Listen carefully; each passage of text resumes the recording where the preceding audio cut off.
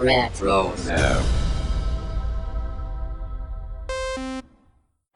What's up, guys? This is Daniel Logan, Boba Fett from Attack of the Clones, The Clone Wars, Book of Boba, Skywalker Saga game, and hopefully many more things in the Star Wars galaxy.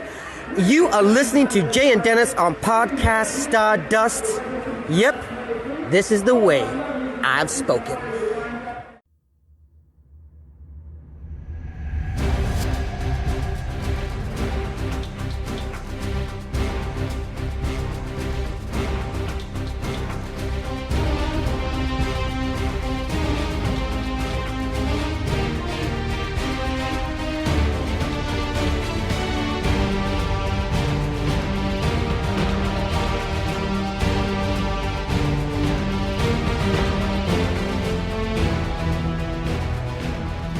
Welcome to Podcast Stardust. This is the fully armed and operational podcast dedicated to Star Wars news, reviews, and discussion. I'm Dennis Keithley. And I'm Jay Krebs.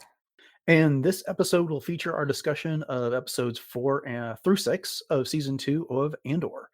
Jay, you want to give everyone our social media contacts before we get started? Sure thing, Dennis. We are on Facebook and Instagram, conveniently at Podcast Stardust. All right. The dish is aligned. The signal's boosted to maximum output. The shield is down. We are now broadcasting to the galaxy.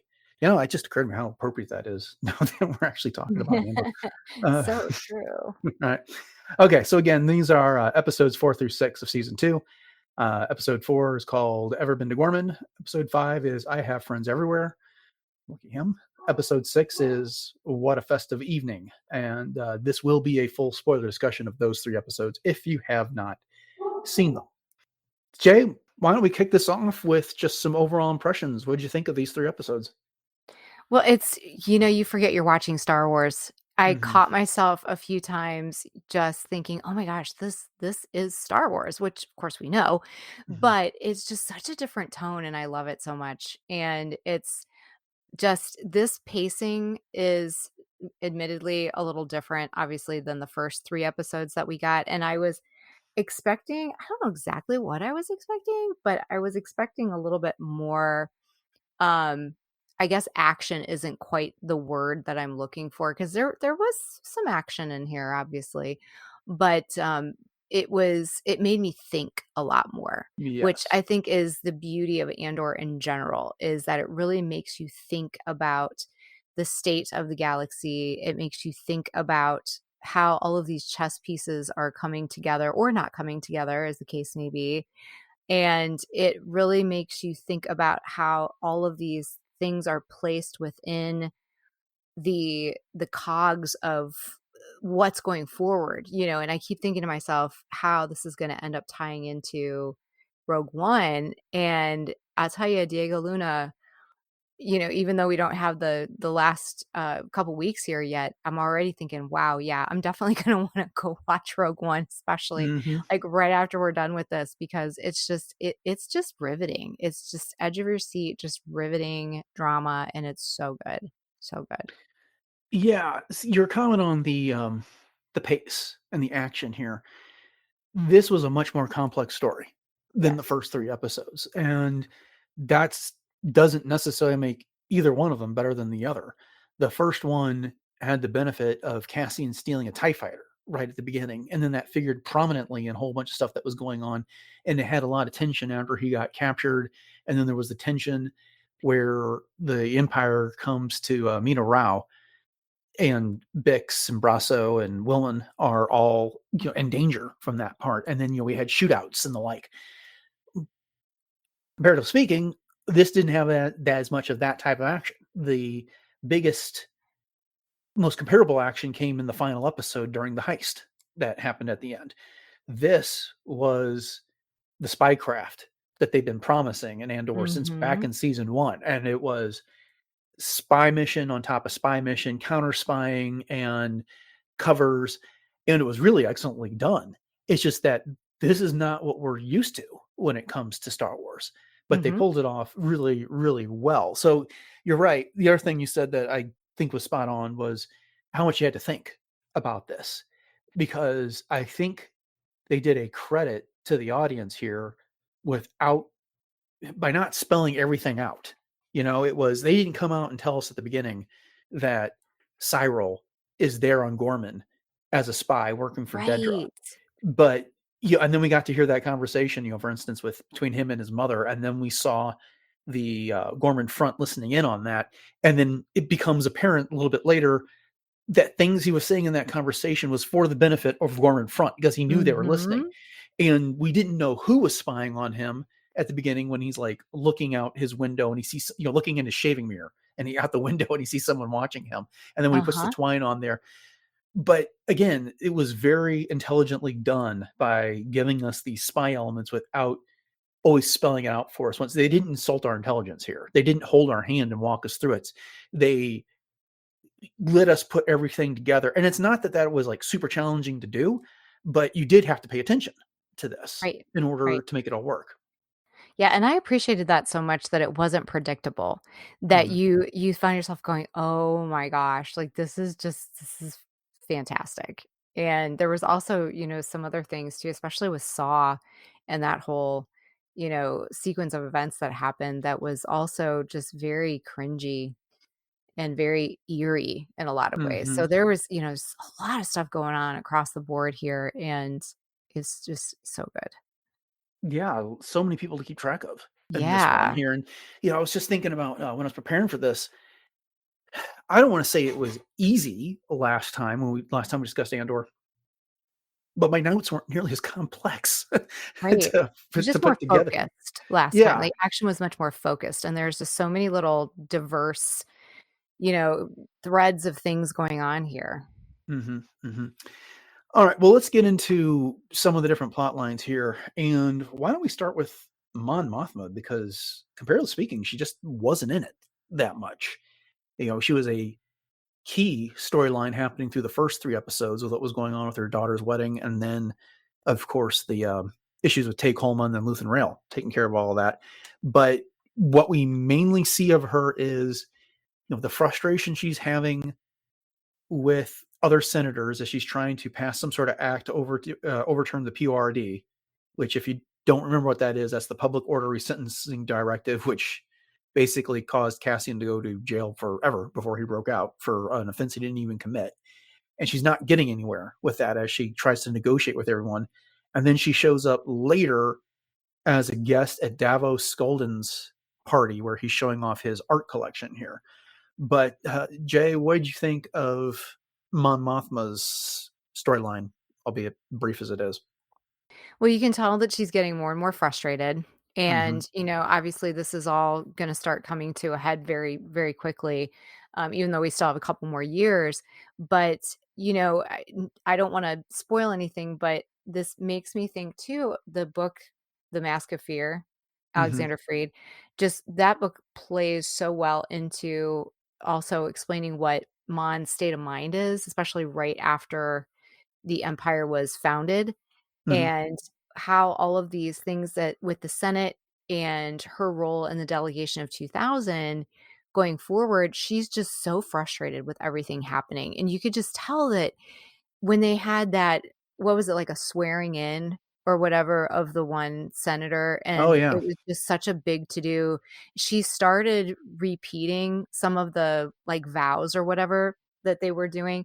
And then when she just stopped, you could just see her just like grabbing the side of her Senate box and just thinking to herself, this is ridiculous. And then just storming out of there. And she was walking so fast, but then you could tell that she kind of got a handle on herself and she started walking a little bit more slowly at that point.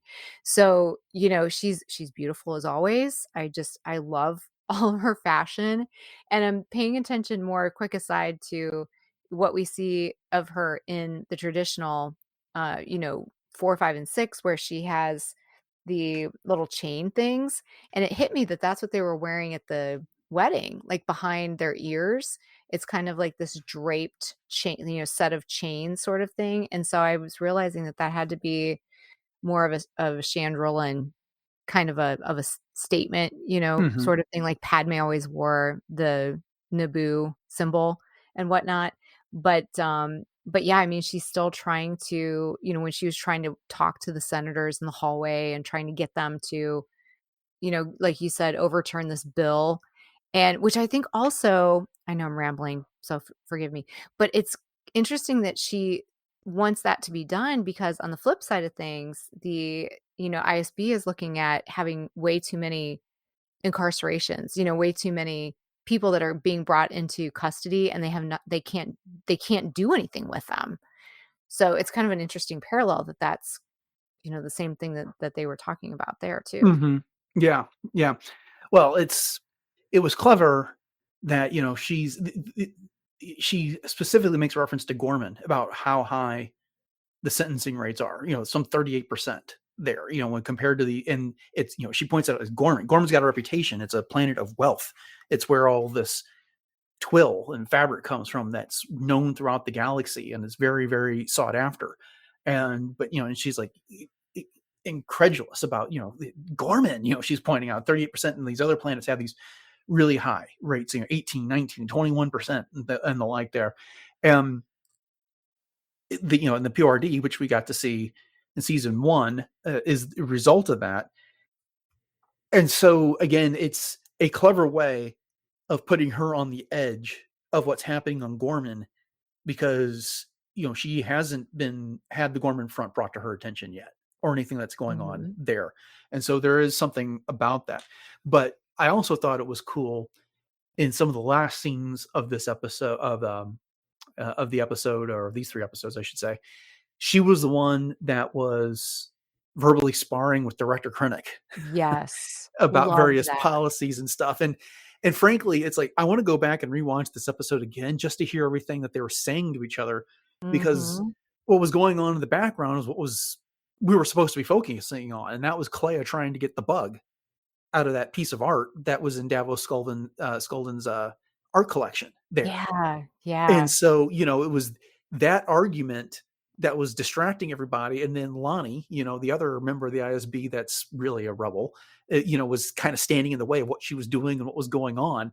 And, so when I was talking about tension that we saw in the first 3 episodes, this is where the tension came in this episode with this type of thing here. But there was a nice use of Director Krennic in here. They haven't really put him, and I'm kind of changing the topic from Mon Mothma since I think we've covered everything with her, but with Krennic, he had a prominent scene in the first 3 episodes, and then we didn't see him again. And then now he's had his scene here. So we're introduced to this character, but it's not really his story. So they're using him appropriately. And, you and I have been talking about this on and off. Like, when this is over, it's going to lead us right into Rogue One. We know who this guy is. And now we'll have seen all of his accomplishments or machinations that he's put in place over the last several years to get the Death Star where it is, and how he's come to be this opposing figure to the likes of Mon Mothma. They don't share any scenes in Rogue One, but they're adversaries. And now we get to see why that is. Right. And I love that. And he says something to her about, rebellion and how did he put it? It was like rebellion and security he was basically saying that it was in the eye of the beholder kind of thing. And he was just goading her, and so he kind of, I don't know if he used the word rebellion.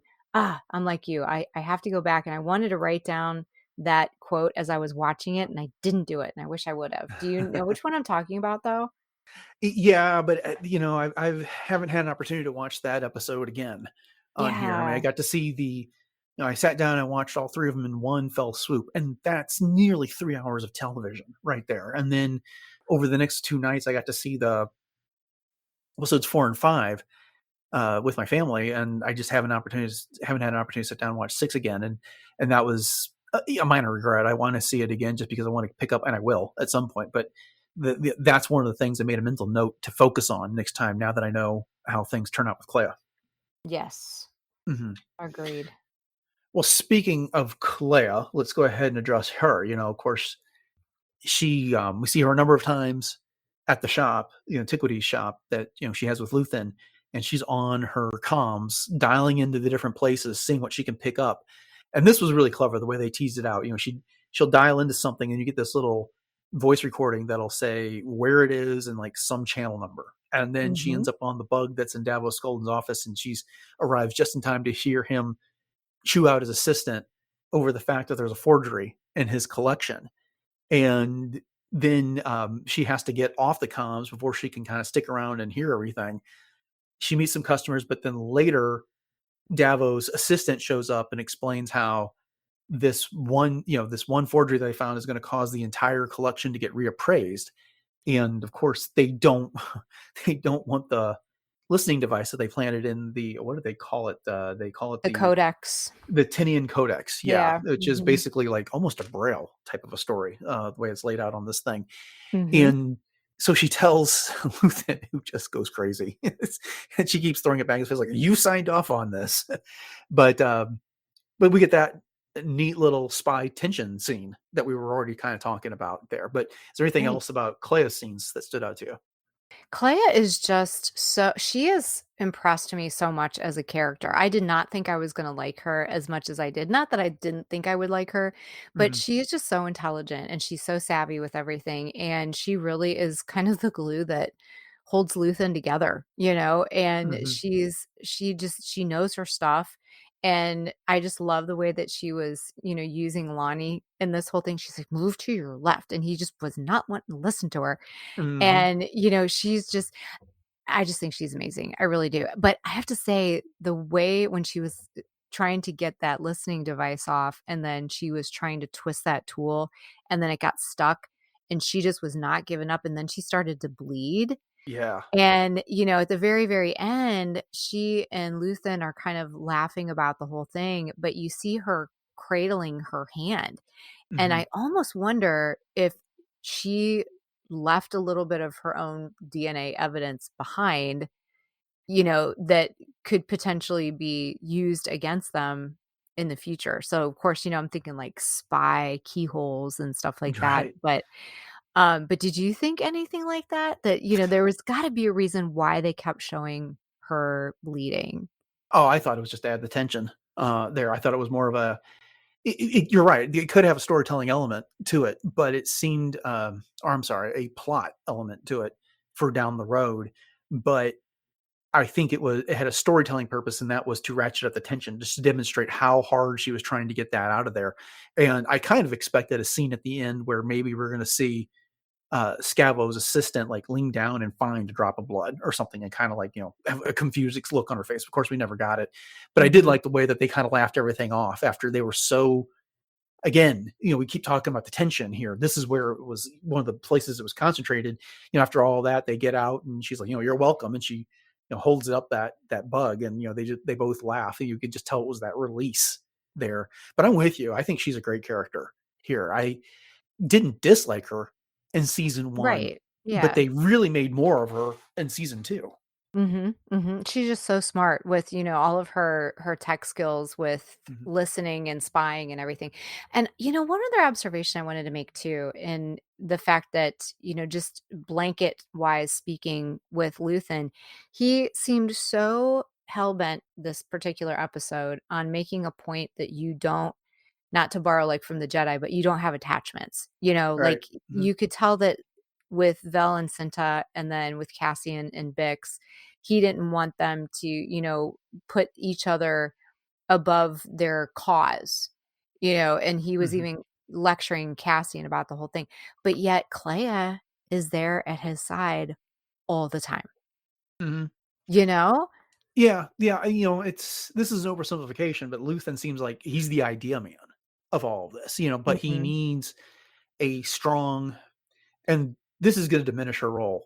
So I don't take it literally, but she's like the strong administrative assistant to the CEO when it comes down to it. She's the one that's out there taking the calls and looking for the faxes, organizing organizing his schedule. It's more than that. She's Mhm. organizing the rebellion there. She's the one that keeps reminding everybody about their procedures. Right. She scolds Cassian when he shows up, and then he's not using the code words and talking the way that they're Yes. supposed to there. And she's the one that contacts people, and she uses the antiquities lingo in order to keep things all on point, and she's make sure that people go, and then she tells Luthen what's happening there. So again, I don't it's just I'm trying to think of the best way that is familiar to people to describe it without minimizing her role. And that's what came to mind. But I think, she did a fantastic with that. But now, since you brought Luthen up, let's talk about him a bit more here. He has another scene with Lonni, same elevator shaft. And did you pay any attention to the level markers on that? No, I did not. He goes so far down, he goes below level 0 on that. Okay. There's a negative number on that panel that he gets so far down.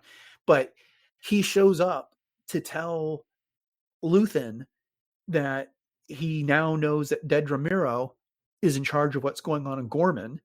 And between the two of them, they're like, well, what in the world does this mean? Because, propaganda is not really her thing. And that's what they've been seeing with regards. They know something's going on in Ghorman, but they don't know what or why. And the propaganda is not Dedra's wheelhouse on all of this.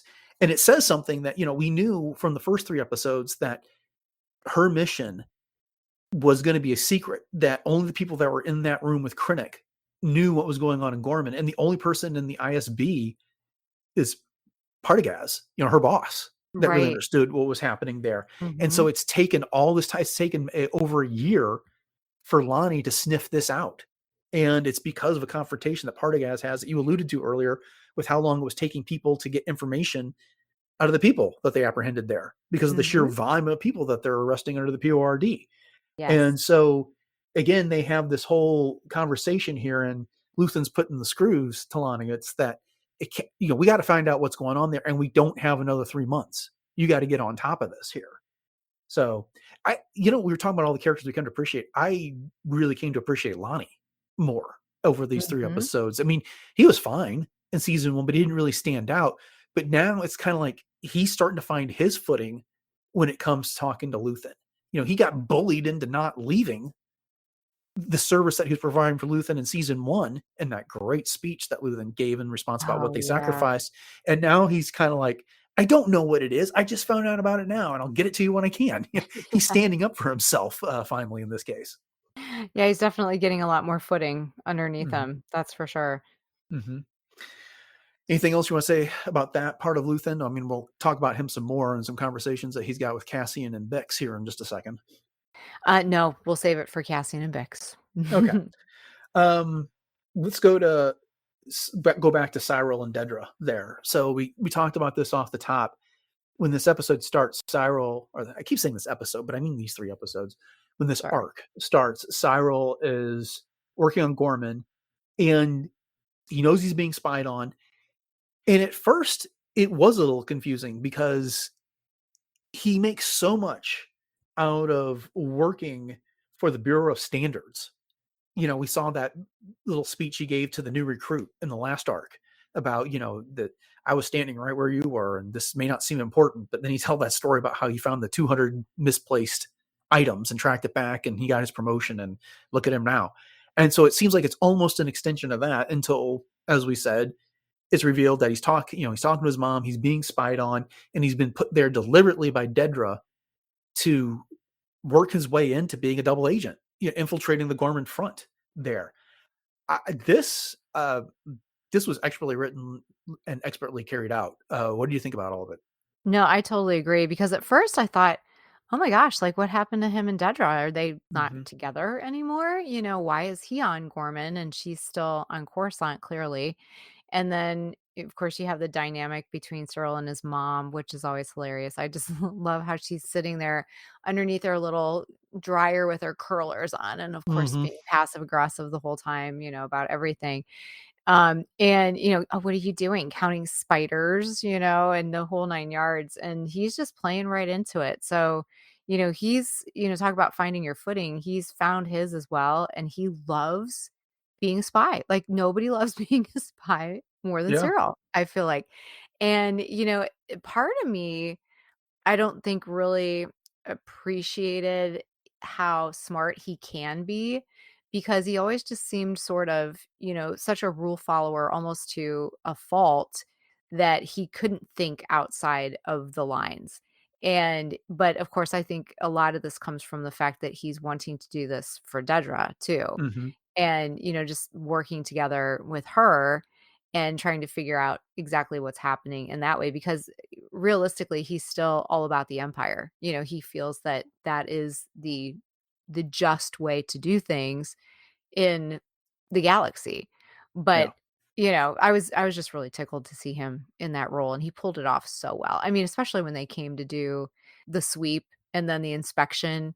And, at first I thought, oh gosh, he's going to be so over the top, which he was pretty theatrical, but he Mhm. wasn't so much so that it was out of what would normally be his kind of, OCD characteristic anyway. Yeah. There's been a jump in Syril's confidence from season 1 to the first 3 episodes of season 2, and then from that arc to this arc here, as he seems to have picked up on the tools of the trade for being a spy.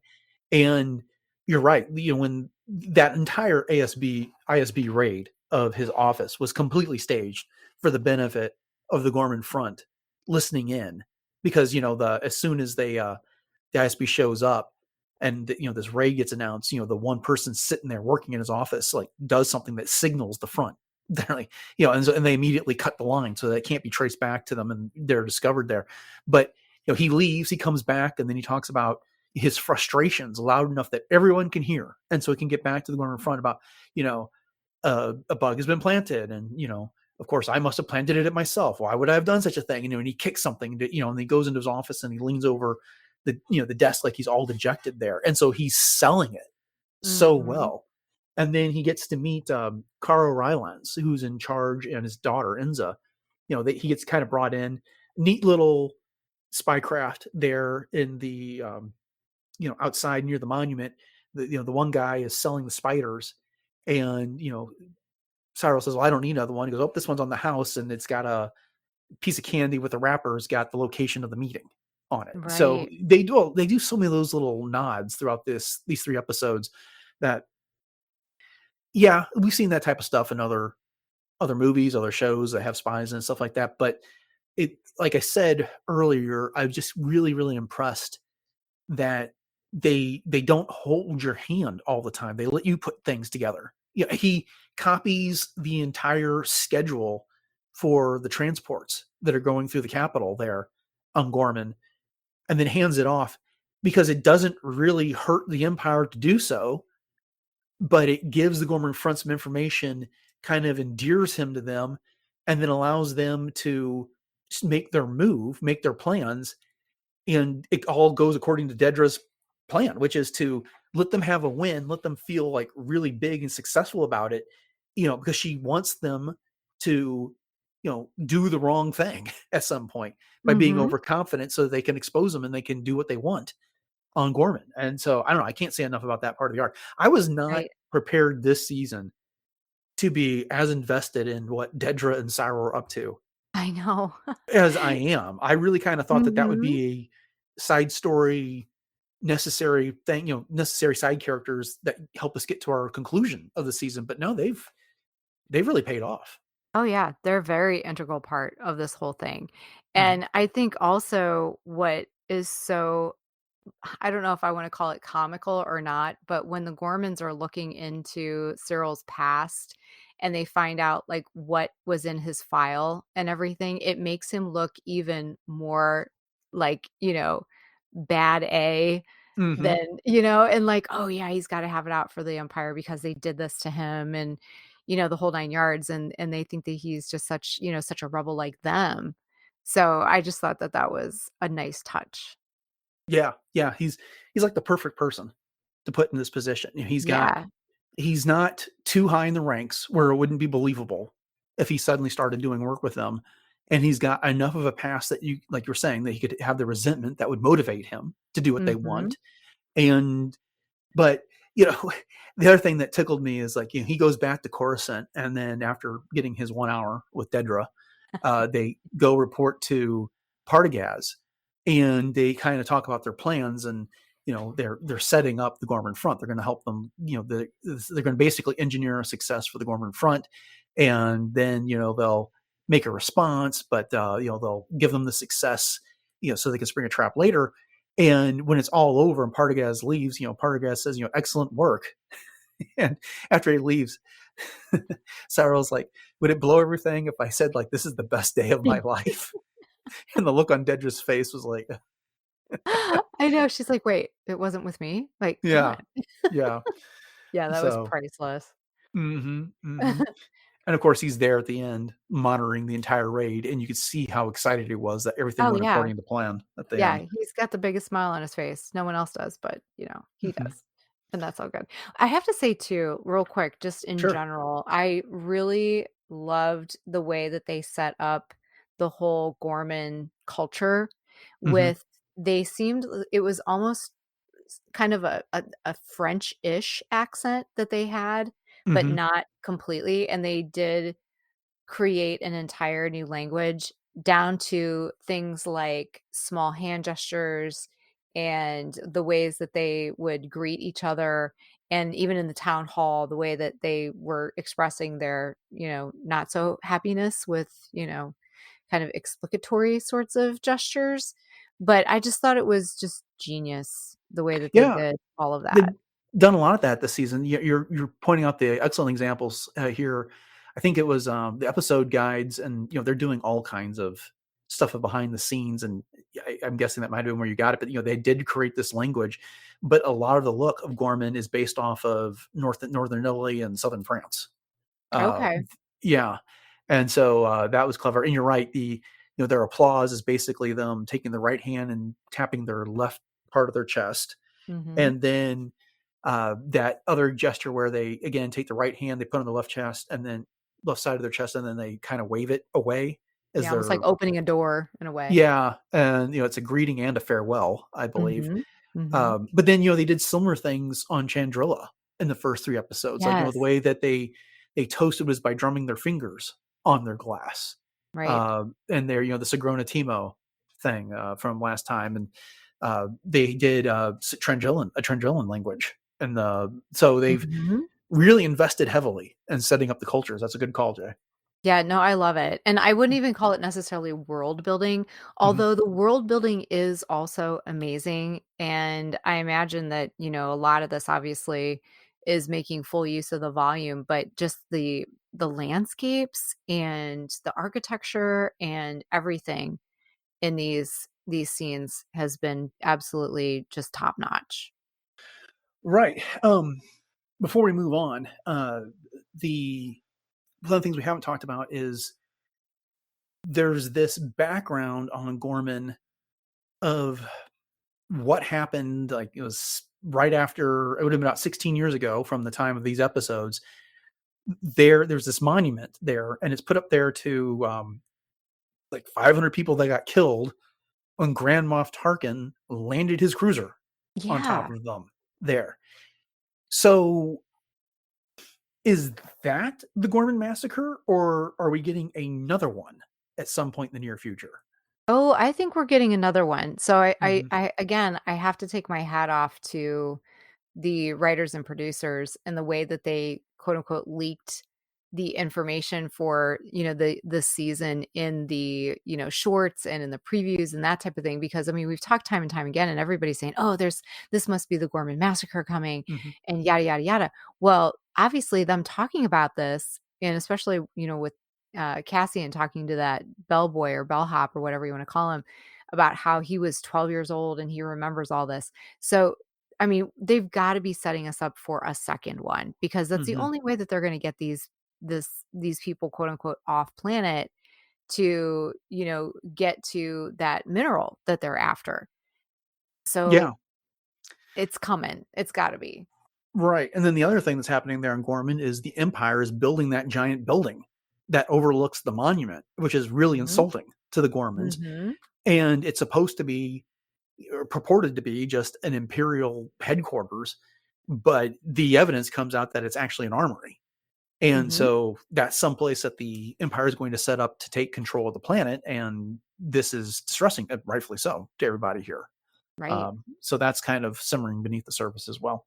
Yes. Let's take a diversion here from everything that's happening on and around Gorman and talk about Saw Gerrera and Wilmon for just a little bit before we end up with what's going on with Cassian and Bix. But it was really cool getting to see Dakar Yes. here. This Oh, yeah. was as soon as the planet came up and before they put up the little tag, Dakar was like, wait a minute, this looks familiar. And then as soon as it said Dakar, I was like, no way, they're going to do that. And of course, if people don't recall, that is where the Resistance was headquartered in The Force Awakens and the beginning of The Last Jedi there. Now, Saw Gerrera and his partisans don't have nearly as much tech and haven't outfitted the place nearly as well as the Resistance would. But still, I mean, it's shot at Greenham Commons, the same as it was for The Force Awakens there. I just love that. I love seeing that again. Oh yeah, me too. Yeah, and I'm with you. As soon as that popped up on the screen where it said Dakar, I was like, "Oh, this is so cool that they're recycling this in, some way, shape, or form." So Wilmon has shown up there with a fuel pipeline diverter, which is going to allow Saw and his partisans to steal fuel from all over the place in the Empire. He's supposed to just deliver it and then train somebody how to use it. I think the guy's name is Pluty or something like that. Pluty or Flutie. Like that, yeah. And then and they have a limited amount of time before they have to head off and do this. But the guy is not consistently getting it. And it would be much easier if Saw just told them where they were going, because there's all these different variations that they have to learn. And he could focus on doing just the one. But Saw doesn't do it. And then there's this talk about how Wilmon's seen too much. So after he's taught Flutie, whatever his name is, how to do it, Saw's going to kill him. Only to find out that the guy that Wilmon was training was actually an Imperial spy. And so they gave him the wrong location. So he'd feed that back to the Empire so they could go someplace else and get this. All right. Before we get to the actual fuel extraction and the weirdness that surrounds that, what did you make of all this interchange between Saw and Two Tubes and Wilmon and everything else that was going on? Well, I think it just goes to highlight once again how fractured the rebellion kind of is at this point, and that even though there's some quote unquote organization, it's very, very fragile. And even though Saw has his little band, and some of them obviously are still with him in Rogue One, and he is very militant, as Mon Mothma calls him eventually. It's just not very cohesive.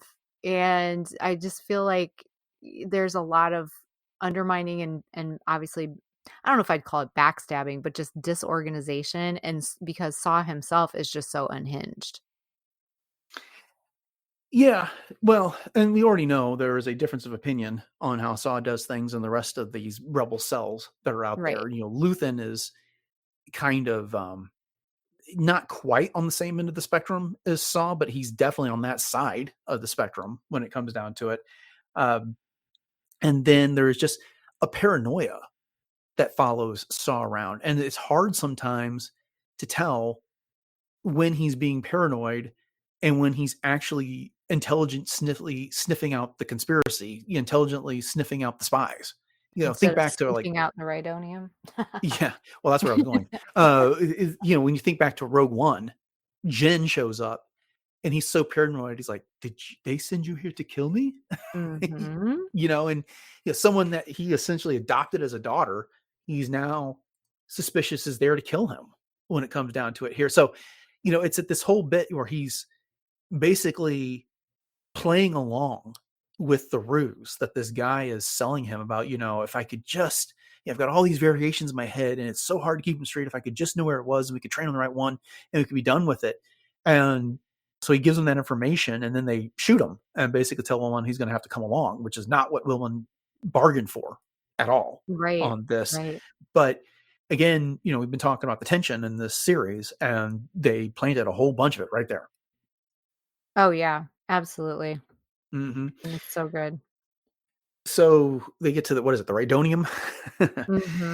So they go there to steal it, and Saw's going on about his history and how he was worked in a field and he's until his clothes dissolved, and so they worked him and his men naked, and then one day their skin started to itch. That was a thing. They could feel it before they could smell it, and it was the Rhydonium. And he's talking about how dangerous it is. On the one hand, it wants to explode because it's a fuel.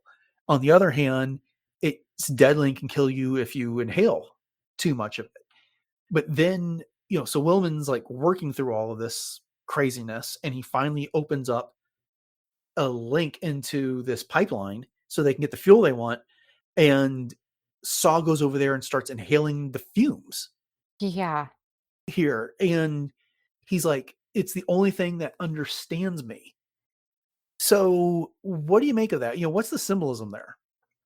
Okay, so I've thought a lot about this, probably more than I should. But he keeps it, like you said, the itch, the burn, you feel how badly you want to explode or whatever. And then he calls the Rhydonium his sister. Mm-hmm. And, of course, my mind immediately goes to Stila and the bond that they shared and the fact that, she died on Onderon. But obviously Saw is kind of immune to the fumes of rhodium because he's maybe inhaled, because he talks about it in the fact that even just a little bit of it, if you breathe it in, it can kill you. It'll scar your lungs, it'll make your lungs burn in the whole 9 yards. And then he goes over there and just like breathes it in and then walks over to Wilmon and he's like, "You think I'm crazy?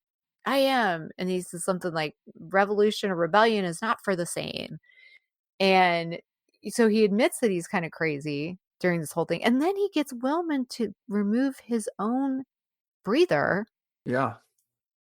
And that's where it ends. So I'm assuming Wilmon dies from this ? I don't think he did. I think Okay. I hope not. Yeah, no, I think Saw got to Wilmon here. Wilmon's been hanging out with these guys for days on all of this. And let's not forget Wilmon's parent, dad got abducted by the Empire back in season 1. So Right. there's this itch to get his retribution on the Empire there. And this is, Saw is promising more of a active fight against the Empire as opposed to the passive role that he's got right now, the comparatively speaking passive role, I should say. And so, there's this metaphor, there's this symbolism that's Rhydonium. It's this thing that wants to explode, just like Saw's rebellion here. It is he's not for being patient and being in the background. He wants to strike. He wants to do something. He wants it so bad his skin itches. And, when he calls Rhydonium his sister, it's a kindred spirit when it comes down to it. It wants the same thing he does. It wants to turn into something more. And Saw knows as well, just like Luthen does, that he's fighting for a day that he's never actually going to see when it comes down to, he's going to burn up and then blow up in all this. So it took me a while to kind of come to that conclusion, but I think it's somewhere along, he's been involved in this, and it's dirty, nasty business, the way he fights this rebellion. And so just like we'll see with Bix later, using a narcotic to help her get to sleep and not have certain dreams, it's a way of, and as we saw with Mon Mothma at the end of episode 3, this is a method of coping with the madness of all of it. Like self-medicating almost. And it's like Saw has in some ways built up a resistance to the Rhydonium, but obviously we see that it takes its toll on him because he has that breathing apparatus by the time we see him in Rogue One. But it's interesting as you're talking about the whole thing with the Rhydonium too, and just the parallels between just it itself and the way the rebellion is too, with the itch and the burn and the whole 9 yards. Because Rhydonium is something we've seen handled before, and I'm thinking most notably from the Mandalorian, where they had to do the transporting of it. So if you were too jostly with it, it would blow up, but yet you couldn't be too overly careful, because then that was bad too. And it's almost like a great metaphor just for the rebellion in general. Right, exactly. Okay. So we've got 2 plot lines left to talk about. We've got Cassian and Bix, and then we've got Vel and Cinta. And I'd normally say Cassian and Bix for last, but I think we're going to kind of go back and forth between these two. But when these episodes start, Cassian and Bix are in a safe house on Coruscant. They've been running missions together. She wasn't really part of the rebellion before. She is now on all this. And she's still having the trouble that we got to see in the first 3 episodes of the season, coping with the torture that she went through from Dr. Gorse, which is really Mhm. funny if you try and type that name into Google Notes and how it keeps wanting to autocorrect it for you to all kinds of things. But that's an aside. Anyway, and then he gets called away on a mission to go to Ghorman to kind of assess the Ghorman Front for Luthen Rael. So let's just kind of focus on Bix here for a moment. We see her, she basically is having this walking nightmare. She's sleepwalking and she goes into her kitchen and she sees Gorse basically moving around the body of this Imperial soldier who's in a chair in the kitchen. And he's commenting about how, you know, or Gorst, or the image of Gorst is going on about how, he didn't last and he had to die, because he saw their faces and, didn't even get his name and the like there. And then Cassian comes up behind her gently and takes the blaster out of her hands because he clearly recognizes this is what's going on at the time Right. here.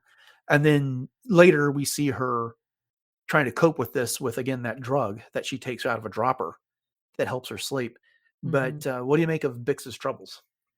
Well, she's obviously got so much PTSD and so much baggage emotionally, mentally, from not only everything that she's seen, but obviously from Dr. Gorse too. And that Mhm. just adds to her mental trauma. So, she's looking for normalcy, but at the same time, she understands that she's probably never going to have that because of their role within the rebellion and everything that they're expected to do. But because she doesn't even want to embrace the safe house until after, like, when Cassian comes home from Gorman and he's like, "Oh, you cleaned up the place and you even got flowers." And she's like, "They were expensive, but they were beautiful." So she was trying to embrace that change, but she was just having a really hard time with it. And thank goodness she has Cassian to support her.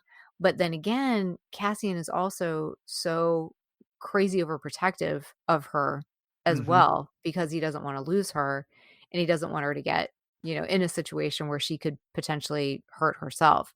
So, Bix is in a tough spot. And I think it's not until the very end when she puts some major closure on all of this Yeah. that I think that she's gonna be able to move forward because, I'm really concerned about her with the drugs that she was taking because, obviously that was the whole reason why Luthen changed his mind about having her go on that, what was it, a weapons run or whatever? Weapons assessment. Weapons assessment. Mm. And because I think he wanted to send her, but he was like, "Okay, not if she's gonna be doing this. I don't wanna be Mhm. sending her," kind of thing. Yeah, and he was framing it in that, we need you healthy, Right, type of right. situation, and explained as like, this works for a time, but eventually it's gonna wear off, Mhm. which kinda Get leads worse. Yeah. to the closure that she gets in the end, which we'll address in here in just a bit. Yeah, the other thing that's interesting here is that she and Cassian are somewhat gently trying to work through an issue, as Mhm. well. They clearly love each other. He is trying to protect her, but at the same time, she's got an issue with the fact that Cassian killed this soldier that showed up in her nightmare. And he keeps saying, he's a soldier. He knew the risk. He was wearing that uniform. It had to be done. We don't know exactly what happened. We just know that Cassian killed this guy. And she's not comfortable with it because really she kind of throws it back in Cassian's face. It's like, you killed him because he saw our faces, and that's it. Not that he knew we were on this mission, not that he was getting in the way of the mission. It's because he saw who we were and he was an Imperial. Mhm. And, he eventually says things like, I could tell you it gets easier, but it really doesn't. This will come back to haunt you later. And but then on the flip side, she doesn't want to be stuck there. She doesn't want to be looked at as fragile. She wants to go run these missions with Mhm. him. Mhm. And so, Cassian's left in this position where he's trying to look out for her, probably being overprotective, definitely being overprotective when comes down to it. But at the same time, it's like she's struggling with the mission she just went on. Right. So there's Right. a very delicate balance to, and a definite, delicate tightrope to walk there, to mix some metaphors. Yeah, there is indeed. And, I also, first of all, I love the domestic quality of a lot of the things that we saw, from them going grocery shopping. I Mhm. thought was like, "Oh my gosh, Star Wars grocery shopping. This is so cool." And then the cooking at the home, and it almost looked like a toaster oven that Cassian was using.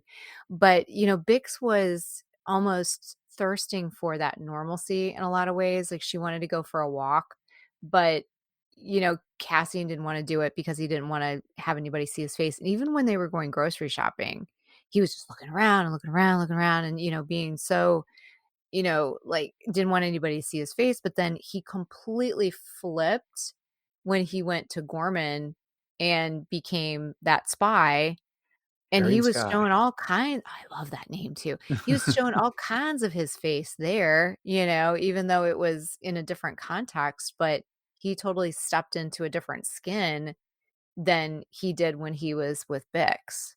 Yeah. There's a bit of irony that, here he is on Coruscant, where there is a desk at the ISB that's mission is to find him. Right now, Yeah. and he's literally there right underneath their Yeah. noses. And so on the one hand, I can understand he's in the heart of the empire here on Coruscant. I mean, he was in the lion's den when it comes down to it. And so, there's more people capable of identifying him and turning him in there. I mean, there's more cameras, there's everything all over Coruscant that can find him. So I can appreciate that certain paranoia. And then when he gets to go to a place like Ghorman, he's flaunting an alternate identity all over the Mhm. place. Mhm. Uh, but there's still a certain amount of paranoia that comes with that. So he gets this mission from Luthen, and he goes to Ghorman to assess the Ghorman Front. And he is not impressed from the word go this No. entire time. He checks in his hotel. We already kind of alluded to the conversation that he has with the bell services guy that's there, that helps him bring in his luggage. He's posing as this designer, and he does it well.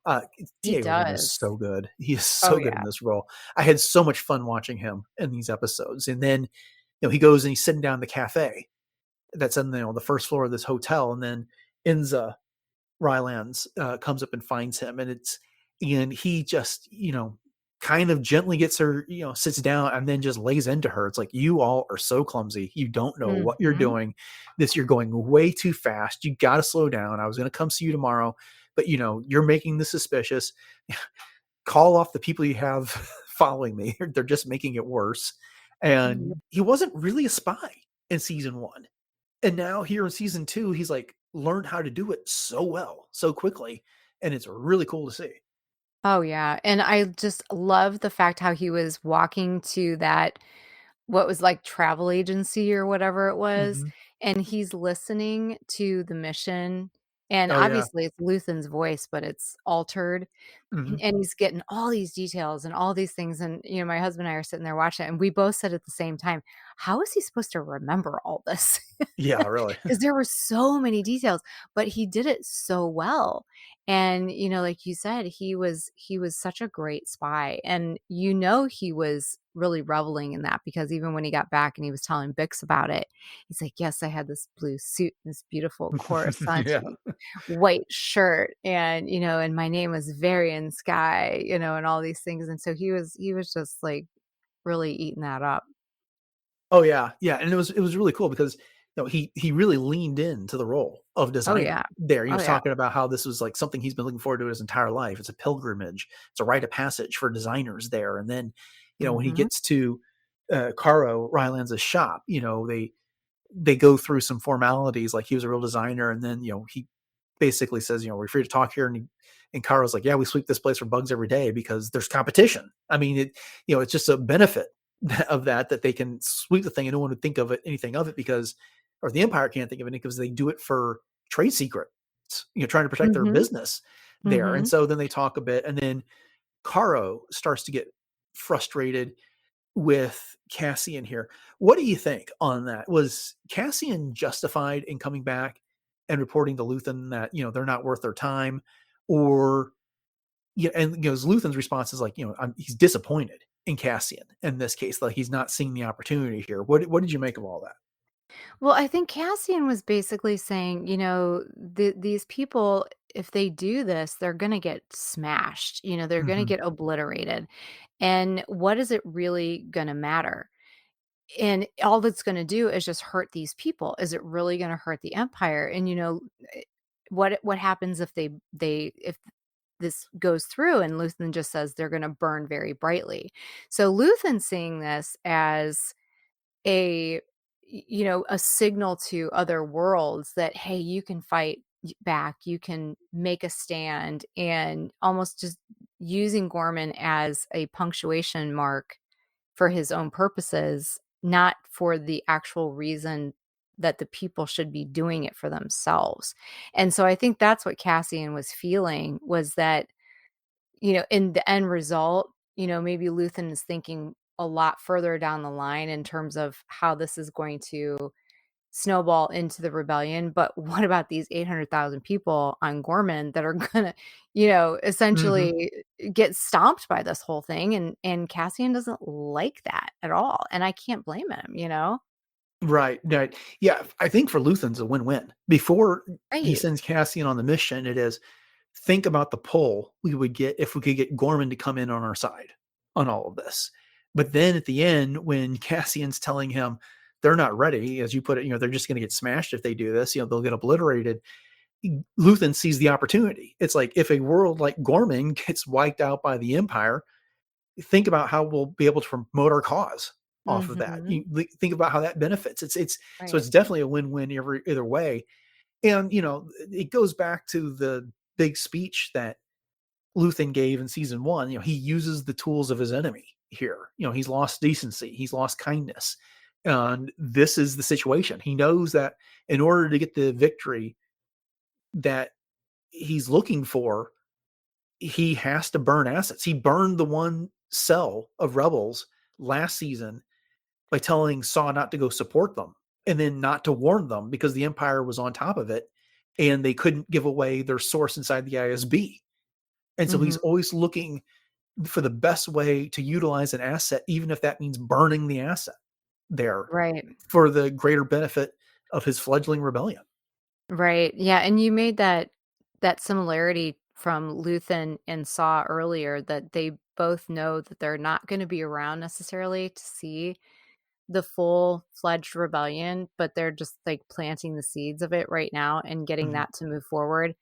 And but part of me like thinks to myself, even from thinking about episode 3, Revenge of the Sith, when Obi-Wan says to Anakin, "You've become the very thing that you said you would destroy."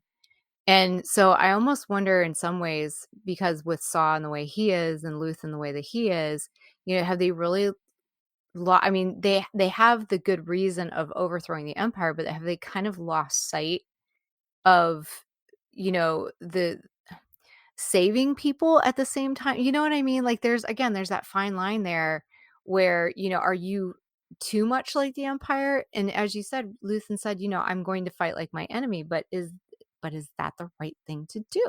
Well, that's just And it. that's I what mean, yeah, that's yeah, what are Cassian's you trying to losing say. yourself Right. by, yeah, and all this? And that's the clear message. And we've seen that come up again, vaguely in Rogue One, and it's a touched on in Rebels, that they don't approve of his methods, and Saw chastises Mon Mothma. Is like, when you lose this war, you can seek solace in the fact that you fought the right way, as he would put it. Mhm. And Yeah. and maybe it is that we had to have Luthen and Saw so that Mon Mothma's rebellion could get off the ground and fight and no longer have to engage in those type of tactics. But she couldn't just dish out a bunch of money, hire a bunch of people, and fight the rebellion. They had to build the thing, and that required these type of sacrifices. Can we Mhm. condone it? I think that's one of the questions the series is asking. And until Right. we get to the end, I don't even know that we can have an answer to that. Right. But let's shift over to Vel and Cinta here, because when Cassian refuses to take on this mission, they do. And Vel is the one that's approached by it, and she tells Luthen she's only going to do it if Cinta gets assigned. And it's kind of a forced reunion between the two, because the last time they saw each other was a year ago when Cinta was driving Tay Kalma off to kill him Mhm. because of the threat that he posed to Mon Mothma. Mhm. And then she goes on to explain to Cinta, it's like, I realize I've harmed you, but I got injured. I had to recover. I had to rest. And now I'm back. And they're working together and they're trying to whip the Ghorman Front into shape. And they lay down very, very strict rules. So it's like, this is how we're going to do it. We're going to put down these, I can't remember what they called them, but they were essentially mines that incapacitated the transport. It's like drag out the weapons. They throw them down the stairs into essentially what's the sewer so they can get dragged off by another transport. And only Vel and Cinta are supposed to be one carrying blasters. Right. And we're dealing with a limited time. So I'm just kind of going through this fast at this point. And then, of course, someone shows up. One of the guys shows up with a blaster, is not supposed to have one. And when someone wanders into the area and doesn't leave, his blaster discharged and Cinta gets killed at the end of this thing. Yeah. So the thing about this is that it's kind of like Cassian was right. They were not prepared to do this and they botched it. Yep. When it came down to it. Now, they botched it in the sense that Cinta got killed, they weren't able to follow orders. And, they tried to do it their way as opposed to the way that the people had experience told them, but they still got away with the weapons. Little do they know they'd been set up and Syril was watching the entire time. Exactly. And that's exactly what they wanted them to do. And they played right into their hands. So yeah, couple quick observations, because I know we're going long here. With Cinta and Vel, is that Vel was saying how Luthen wanted to keep them apart. And, this was the only way that she would take this mission. And so that was ultimately Cinta's downfall, really. If she hadn't been there, then maybe that wouldn't have happened. But the other thing too that stood out to me was when Cinta was talking about her accident. I almost wonder if it was when she was taking Take Holma, because she was the one driving the speeder. So would maybe she crashed the speeder on purpose and that's how she got hurt? It's a possibility. It certainly is. know? I mean, they didn't explicitly tell us that Take Holma died, but that's where everything was heading at the end of that Sure. episode. And Cinta was the one driving him away. And Mhm. so exactly what happened, we don't know. We just know that that was the purpose of all that, because it could have been anybody else driving Tay away. But that fact that it was Cinta, part of Luthen's gang, Mhm. was the key factor there. Right. But that's that little speech reprimand that Vel gave that guy. She tells him not to cry, Oh, and so don't you brutal. dare. And then she goes, she was a warrior. She was everything that you have daydreamed about. And then the guy's name is Sam. She was a miracle, and you to die like this because of you, some whining, simpering, childish fool. Don't you dare cry. You'll make up for this forever. Yeah, and so this rebellion just took on a very personal cost for Vel. It's been one that's been simmering because of their relationship for a long time, but now she's lost, the dearest person in the galaxy to her. Right. And right after they became reunited too, which Yeah. makes it even harder. Oof, what an episode. One last thing I Wow. want to bring up. What'd you think of the recast for Bail Organa? Oh my gosh, I was like, this is not Jimmy Smits. Yeah. I Benjamin did Bratt. not see that one coming. Yeah. I mean, I love Benjamin Bratt, but it was just not something that I had expected. Even though the scene itself was very short, it was, I think it served as, a decent introduction for him to be Bail Organa for the rest of the season, but it was a little jarring at first because, we get so used to somebody and then it's like, whoa, wait a second. But what do you think? Oh, I mean, if they had to recast, and apparently they did because Jimmy Smith's schedule just didn't work out with what they're recording. Otherwise, he would have Right. been there. Yeah. It's fine. I like Benjamin Bratt. Like him in Law Sure. and Oh, Order. yeah. So Now, see, I'm thinking Miss Congeniality. that's That's where my exactly mind what Beth goes. said. My wife said as well. That's funny. Yeah. Great minds, But yeah, I've seen that movie too, and he was good in that as well. But I saw way more episodes of Law and Order with him in it. But Sure. at any rate, no, I like him. I think he's good. I mean, I just wasn't expecting it. I do remember a comment having been made back, I think at Celebration, that they had to recast a legacy actor because of a schedule conflict. Here But I you go. didn't. Yeah, Yeah. this is so now we know. Okay. Yep. But at any rate, yeah, miss Jimmy Smits, but Benjamin Bratt did fine in the 30 seconds of screen time he had this episode. So we'll see more Sure. of him going forward. I know that much. But all Mhm. right, well, this is good. I'm excited. Andor's been Yeah. super amazing this season so far. So But good. Yeah. Well, then we'll go ahead and start wrapping things up. Thank you for joining us for the episode of Podcast Stardust and our discussion of episodes 4 through 6 of season 2 of Andor. We hope you've enjoyed it. We'll be back on next Friday with our discussion of episodes 7 through 9, but we have other episodes in between. So if you want to make sure you get those, if you haven't done so already, hit the subscribe button on your podcatcher choice, and we'll get those downloaded to you automatically as they come out.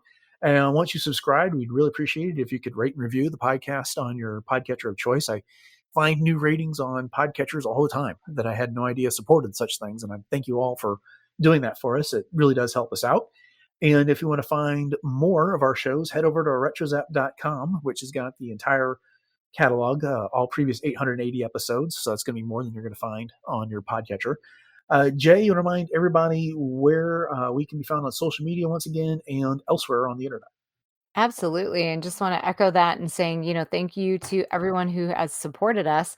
And you can continue to do that by checking out our Facebook and Instagram at Podcast Stardust. And of course, sharing those out with your friends and interacting with us in our stories and our feed and, everything that we have to offer as well.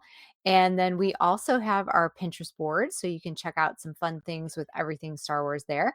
And we also have our TeePublic store. So if you want to pick up some new swag with some Podcast Stardust logos, we have 7 of them available on all kinds of home goods and apparel and pretty much everything in between. So check that out. And if you do happen to pick something up, it does help to support the show. All right. Jay, remind everybody what you got going on in cosplay. Yes. So on my Instagram, which is j.snipscosplay, you can always catch me as one of my many Star Wars characters. And we do have May the 4th coming up this weekend. So I actually have an appearance at Art on the Alley, which is a twice a year event that I am very fortunate to be able to attend, which is in New Philadelphia. So I'll be there this coming Sunday. And then on May 10th, I will also be appearing at the Sweets and Geeks Pop Culture Con in North Olmsted, Ohio at Great Northern Mall from 11 to 8 p.m. Okay, upcoming on the show on Monday, we'll be getting into recent Star Wars news. And on Wednesday, we are going to shift gears and look at episode 1 from season 2 of Light and Magic, which is really good. So make sure you stick around for that. With that having been said, thanks for listening to episode 881, everyone. Have a great weekend. Enjoy May the 4th. And until next time, may the Force be with you.